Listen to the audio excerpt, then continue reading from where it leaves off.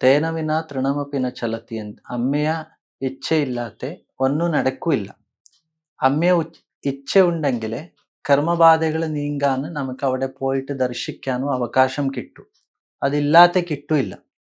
ആ അവകാശം വരുമ്പോൾ നമുക്ക് അവിടെ പോവാൻ പറ്റും. വേണ്ട എന്നാലും പോകുന്ന മനസ്സ് വരും, പോവാൻ പറ്റും.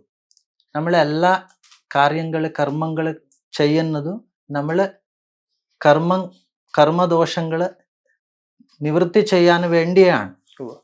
അതിനു വേണ്ടി ഞാൻ അമ്മയെ ഉപാസകനായിട്ട് ആരാധനാ കുടുംബത്തിൽ വെച്ച് ജന്മിച്ചിട്ട് എനിക്ക് അറിഞ്ഞത് ഇത്രയാണ്. നമ്മൾ എന്താ ചെയ്താലും സമർപ്പണാഭാവത്തിൽ ചെയ്യണം. ഞാൻ എന്നിട്ടുള്ള ഒരു പ്രതിഷ്ഠയിൽ അവിടെ പോയാൽ അതിൽ ഒന്നും ഫലം സിദ്ധിയോ കിട്ടില്ല. അത് നമ്മൾ ജന്മത്തിൻ്റെ ഫലമായിട്ടുള്ള നമ്മൾ സമ്പത്തോ നമ്മളടുത്തുള്ള ഒരു സ്ഥാനവും മാനവും ആ ഒരു ധാരണയെ വെച്ച് നമ്മൾ അവിടെ പോയിട്ട് പ്രതിഷ്ഠ ചെയ്താൽ നമ്മൾ അവിടെ പോയ ഒരു ഫലം നമുക്ക് കിട്ടില്ല. അമ്മയ്ക്ക് എല്ലാ ഭക്തരും ഒന്നെയാണ്. അമ്മയ്ക്ക് ഒരു എല്ലാ ഉള്ളവനും ഒന്നെ, ഒന്നും ഇല്ലാത്തവനും ഒന്നെ. അമ്മയ്ക്ക് എല്ലാവരും മക്കളെയാണ്.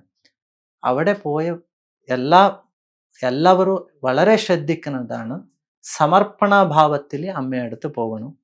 അമ്മയെ നമ്മൾ രാവിലെയോ ഉച്ചയോ രാത്രിയോ 3 നേരം തൊഴുന്നത് പ്രധാനമല്ല.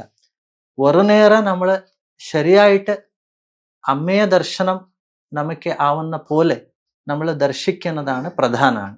അങ്ങനെ ആ ഭാവത്തിൽ ദേവിയെ നമ്മൾ ദർശിക്കണം. ഒന്നും അഹങ്കാരത്തിൽ അവിടെയുള്ള സിസ്റ്റം എന്തുണ്ടോ അത് നമ്മൾ ആ സിസ്റ്റത്തിൽ പോയിട്ട് ദർശനം ചെയ്താൽ ആ പരിപൂർണമായിട്ടുള്ള ഫലം ദേവി നമുക്ക് അനുഗ്രഹിക്കും. അതിൽ ഒരു സംശയമില്ല.